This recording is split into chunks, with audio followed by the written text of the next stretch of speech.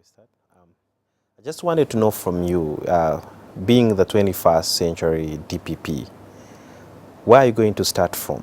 I want to take justice to the last man. How do I do that? Justice Chibita, when he was still in office, he created regional offices. Actually, that's the first thing that he did. And regional offices helps us to reach. Because sitting here at the head office, I'm not able to reach everywhere. But if we have regional offices except now we are about 16 only.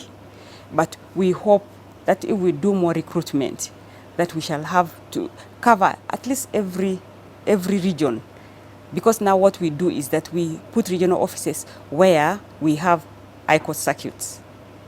And by the way, we are very, very thin on the ground in terms of staffing.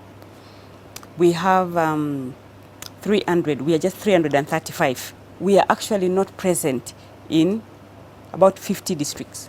The DPP is not present in them. We are not present in 75 courts. We're just not there. We are projecting if we could have in the coming financial year, we could at least recruit about 60 of them. If we recruit about 60 of them, I think we can be able to at least reach the last, at least let's be present in all the districts. You find there's so many people who are charged and taken to jail, but you find the investigations are not complete and they take years to be completed, but people continue to suffer in jail. How do you plan to deal with such a problem? The decision to charge should be taken very seriously by every prosecutor. Very seriously. It's not something you do casually because you affect lives.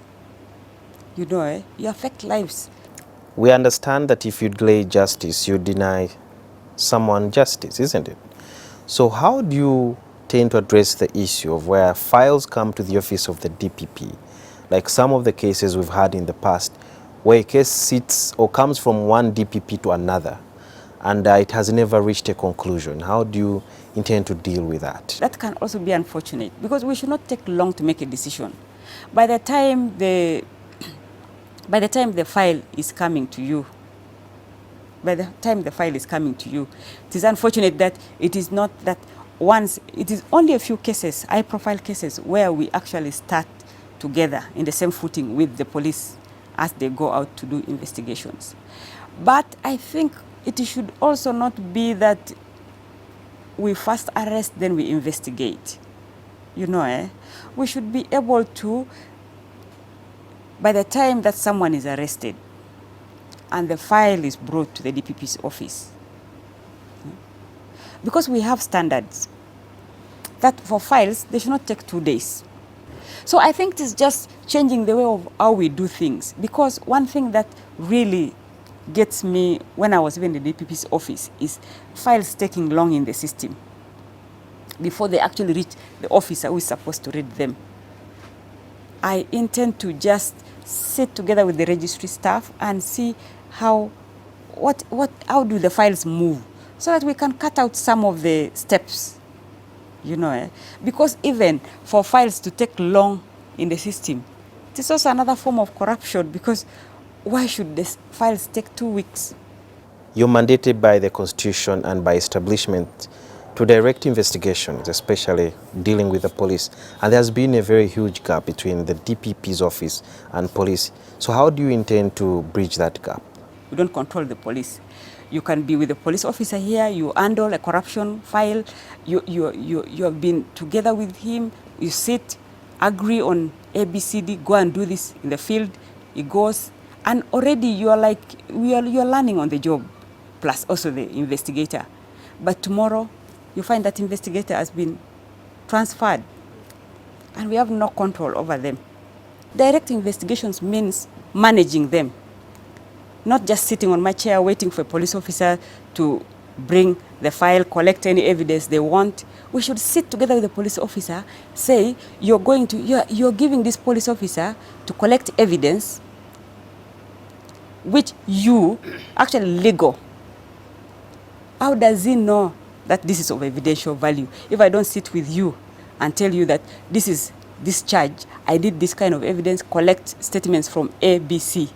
That's why they go then they go like they're grouping in the dark. There's so many unresolved murders, high-profile murders. We have the Kawesi murder, we have your own Joan Kagezi, and several others, to mention but a few. How are you planning to ensure that the families of the deceased see the justice of the day? Right now, I think that homicide murder cases are under general casework. So we want to pull it out and give it focus. Make it a unit, make it a division, make it something that is standing out, so that we put dedicated staff there. We make every murder case to be prosecution led. Because the beauty of it is that at police we have the homicide department. So we shall be liaising with them. On several occasions, we've seen prosecutors who are following up cases that are worth billions of shillings, but they are earning peanuts. And they are prone to being corrupted by those who are corrupt and those who have stolen from government. So how are you going to strike a balance, ensure that they stay committed and they are not wade into the entire scandal or become the corrupt?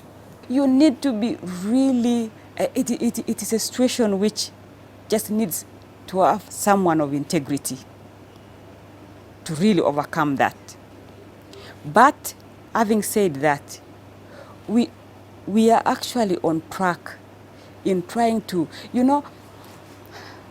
if I know that we are now in very, very bad times with COVID-19 and all that, so the economy is going to be stressed. But I am just saying that even if the pay for prosecutors is not increased now, at least remove the tax that pay. Also, give them a good working environment. Let's have cars. Let's not have a prosecutor in Kotido jumping on a border to go to the next court, or jumping on public transport with a police file. Your appointment comes from the executive, okay? We would like to understand how you're going to deal with allegations of interference and what I would call influence from people who are in high authorities. It is so embarrassing by the way to appear before a judge and you have such a bad case. So I think there's nothing like political interference. I think we're going to do our work. We shall just have the law on our side, we have the evidence, and we depend on police to do investigations for us. The office of the DPP seems to have lost public trust. If it hasn't, then it's on the edge. How do you intend to win it back? We should be able to give back feedback to the public on issues of even just complaints about staff, on internal corruption. We should be seen to be handling even internal corruption. We should be seen to handling complaints about maybe not working on a file. We should be keen to handle things like absenteeism. You find that in some stations, the prosecutors are just not there. It is just not that they have many stations to go to. They are not there. So we should act on that. And I have a director now who is in charge of that, quality assurance and what, and we should be able to really give an accountability.